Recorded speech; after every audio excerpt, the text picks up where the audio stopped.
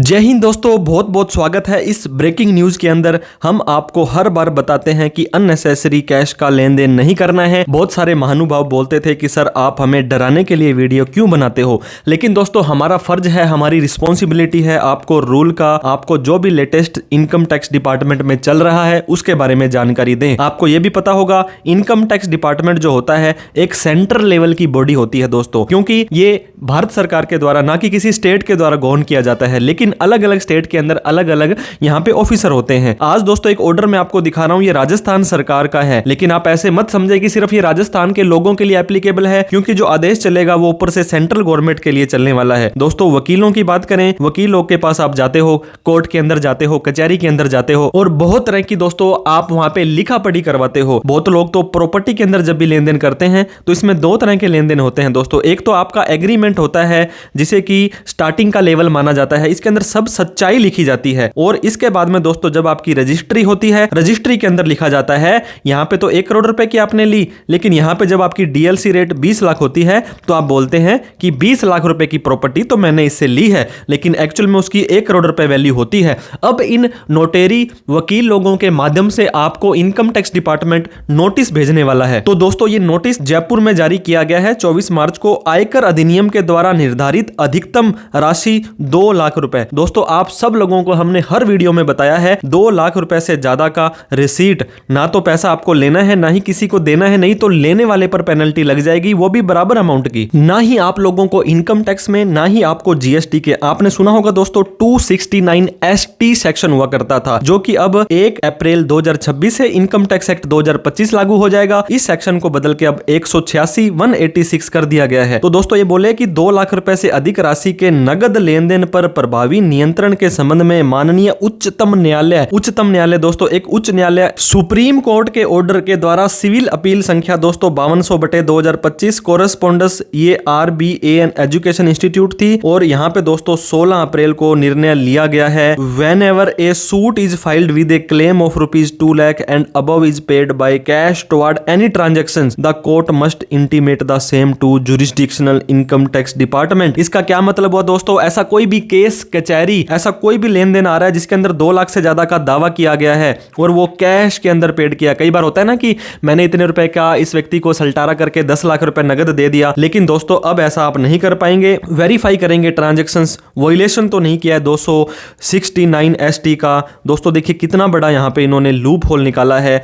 Whenever any such information is received either from a court, otherwise the jurisdiction income tax authority shall take appropriate step to following the due process। जो भी rule होगा, जो भी regulations होगा, मान लीजिए court ने बता दिया 3 लाख रुपए मिस्टर ए ने, एक इसका डिवोर्स का सेटलमेंट हुआ था, इसने बी को दे दिए, तो बी यहां पे 2 लाख से ज्यादा कैश नहीं ले सकते हैं। ए के पास ये 2 लाख रुपए से ज्यादा का कैश कहां से आया? ये दोनों की दोनों चीजें दोस्तों यहां पे लागू हो जाएंगी। Whenever a sum of 2 lakh and above is claimed to be paid by cash toward consideration for immovable property in a document presented for registrar or sub registrar shall intimate to jurisdictional account officer। दोस्तों जाओ, जुडिशडिक्शनल account assessing officer जो होते हैं, ये आपके state के अंदर, आपके तहसील के अंदर जो इनकम टैक्स ऑफिस होता है वो होता है who shell follow the due process in law before taking any action.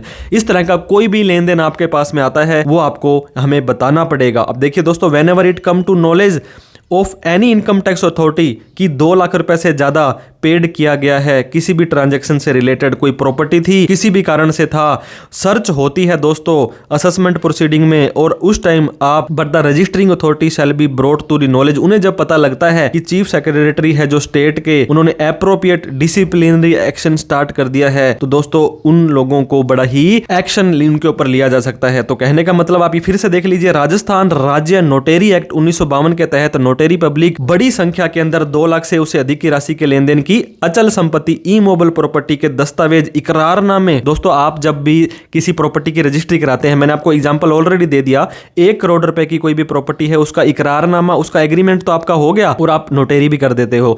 लेकिन 20 लाख से ज्यादा की कोई भी आपने यहां पे, अगर आपने 2 लाख से ज्यादा का भी कैश दे देते हो तो वो सारी की सारी अमाउंट आपके इनकम में जोड़ी जा सकती है, हैवी इंटरेस्ट टैक्स पेनल्टी लगाई जा सकती है। और आप इसको नोटरी कर रहे हो, वकील साहब जब भी आप नोटरी करेंगे तो आपको फैक्ट्स का पता होना चाहिए। ऐसा नहीं होता कि आपके सामने कोई आ गया और आपने ये लिख दिया कि मेरे सामने ये काम हुआ है, लेकिन आप 2 लाख से ज्यादा का कोई भी नोटराइज करते हो तो राज्य सरकार द्वारा नियुक्त नोटेरीगणों को निर्देशित किया जाता है, उनको ये ऑर्डर दे दिया है दोस्तों कि नोटेरी अधिनियम की धारा 8 के अंतर्गत 2 लाख या उससे ज्यादा की राशि के नगद लेन देन ईएमओएल प्रॉपर्टी के कोई भी डॉक्यूमेंट आपने बनाए थे, इकरारनामे का सत्यापन किया था, उसको हमें अब देना पड़ेगा। ये देखिए दोस्तों, इन्होंने प्रॉपर फॉर्मेट भी दे दिया है। इस फॉर्मेट के अंदर उस व्यक्ति का नाम, address, registration number of notary, जो नोटेरी रजिस्ट्रेशन कर रहा है, इसके बाद में कौन सा एग्रीमेंट था, सेल डीड थी, परचेज डीड थी, एग्रीमेंट था, गिफ्ट था, किस तारीख को एग्रीमेंट हुआ, सेलर का नाम क्या है, परचेजर का नाम क्या है, डोनर का नाम, उसका एड्रेस और उसका पेन नंबर मांग लिया है दोस्तों। पेन नंबर एक बहुत बड़ा हथियार होता है। Address of the property in question, total consideration कितना था, कैश के अंदर कितना हुआ,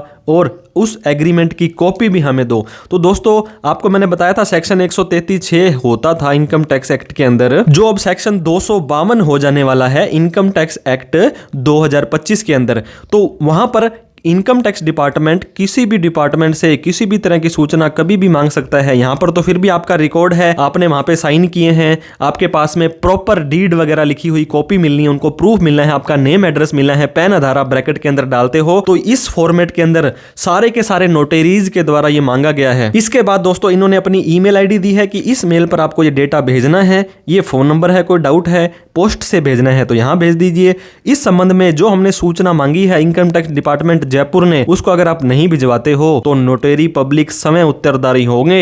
यहां पे इन्होंने एक वार्निंग भी दे दी है, बाद में जो भी एक्शन लिया जाएगा वो आपके ऊपर लिया जाएगा। और इस ऑर्डर की कॉपी दोस्तों ये देखिए, निजी सचिव के जो भी सहायक थे, यहाँ पे एनालिस्ट जो डिपार्टमेंट था, राज्य सरकार के जो समस्त नोटेरीकरण है, ये देखिए उनको ये भेज दी गई है।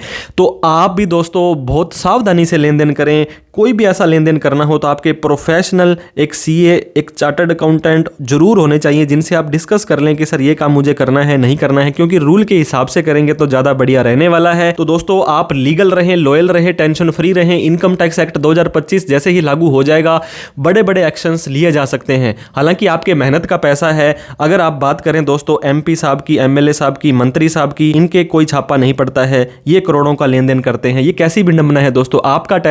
आपका पैसा है, कैसे रेबड़ियां बांटने के लिए यूज होता है, ये आप ही को डिसाइड करना है। इसके बारे में भी आप अपने विचार कमेंट बॉक्स में जरूर लिखें।